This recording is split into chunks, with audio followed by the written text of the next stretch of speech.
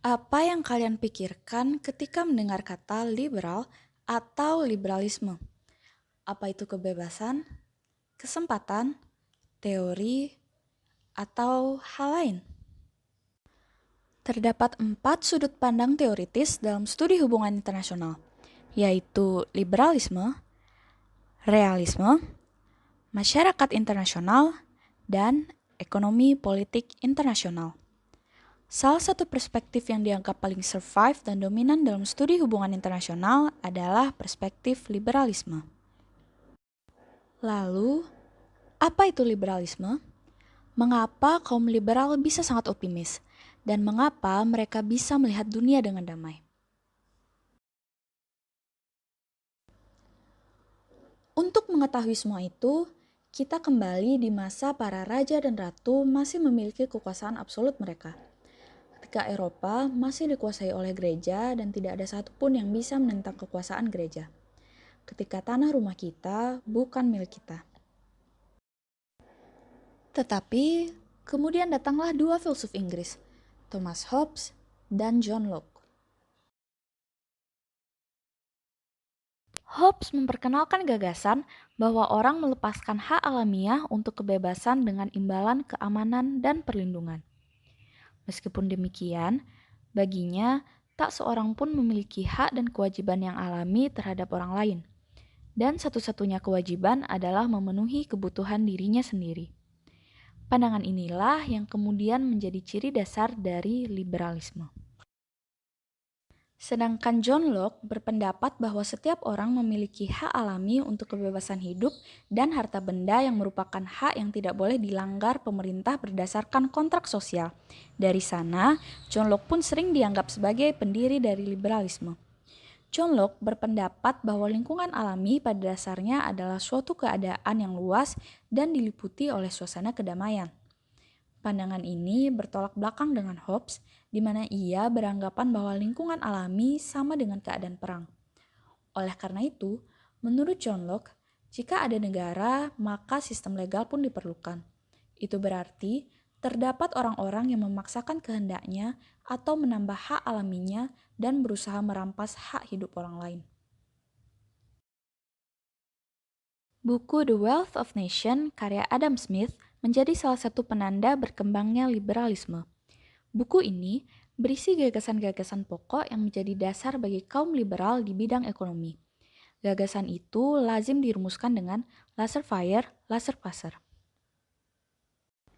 Serangkaian revolusi pun juga terjadi sebagai wujud dari perkembangan liberalisme. Para pemimpin dalam Revolusi Agung, Revolusi Amerika, dan Revolusi Perancis menggunakan filosofi liberal untuk melawan tirani kerajaan. Dalam Revolusi Amerika pada tahun 1776, Amerika Utara berhasil melepaskan diri dari belenggu penjajahan Inggris dan menghasilkan Declaration of Independence, yang menyatakan bahwa semua orang diciptakan sama, bahwa Tuhan telah menganugerahi beberapa hak yang tidak dapat dipisahkan daripadanya, di antaranya hak hidup, kebebasan kemerdekaan, dan hak untuk mencapai kebahagiaan, di mana semboyan Revolusi Amerika adalah life, liberty, and pursuit of happiness. Slogan Revolusi Prancis, Liberty, Equality, Fraternity, yang terkenal itu mendapatkan pengaruh yang sangat kuat dari liberalisme. Revolusi Prancis pun dianggap sebagai awal dari penyebaran liberalisme. Tetapi, kemudian revolusi industri juga hadir, menggerakkan liberalisme sebagai teori politik yang dominan di dunia.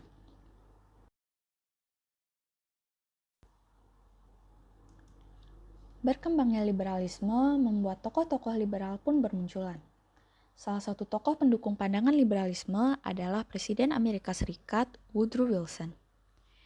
Wilson memiliki visi utama, yaitu menanamkan paham liberal ke seluruh dunia. Dia meyakini bahwa visi tersebut mampu menyatukan dunia sehingga mencegah terjadinya perang besar. Wilson juga mengemukakan Wilson 14 Points dalam pidatonya pada Kongres di bulan Januari 1918, yang selanjutnya mempelopori berdirinya Liga Bangsa-Bangsa atau cikal bakal dari PBB pasca Perang Dunia Pertama Menurutnya, organisasi internasional yang mencakup negara-negara berdaulat di dunia mampu menciptakan stabilitas hubungan antar negara. Pendapat Wilson tersebut didasarkan atas pandangan dasar liberalisme, yaitu manusia adalah rasional. Mereka dapat membentuk organisasi internasional yang mampu memberi keuntungan bagi semua pihak. Selain itu, gagasan dengan adanya organisasi internasional oleh para pemikir liberal diharapkan dapat memajukan kerjasama antar negara sehingga akan tercipta perdamaian. Robert Jackson dan George Sorensen dalam bukunya yang berjudul Introduction to International Relations juga berpendapat, kaum liberal mengakui bahwa setiap individu selalu mementingkan dirinya sendiri dan bersaing terhadap suatu hal. Namun, mereka juga percaya bahwa dengan adanya kepentingan yang berbeda antar individu dapat membentuk suatu kerjasama yang saling menguntungkan. Kaum liberal berpendapat bahwa suatu kejahatan perang dapat dihindari ketika manusia memakai alat pikiran mereka untuk mencapai suatu kerjasama yang saling menguntungkan. Hal ini pun menimbulkan asumsi bahwa semakin tinggi tingkat ketergantungan dan kerjasama yang dibentuk, semakin kecil kemungkinan terjadinya perang. Aliran-aliran liberalisme pun kemudian muncul seiring berjalannya waktu. Aliran tersebut adalah liberal internasionalisme, liberal institusionalisme, dan idealisme. Immanuel Kant dan Jeremy Bentham adalah dua tokoh pencetus liberal internasionalisme. Kaum liberal internasionalisme percaya bahwa ketergantungan ekonomi dapat mewujudkan perdamaian dunia. Sementara itu, kaum liberal institusionalisme berpendapat bahwa dalam hubungan internasional terdapat berbagai aktor. Integrasi dan kerjasama transnasional dibutuhkan untuk menyelesaikan berbagai macam permasalahan yang terjadi. Lalu, kerjasama di dalam suatu sektor akan memperluas jangkauan dari kolaborasi antar negara. Aliran ketiga yaitu idealisme.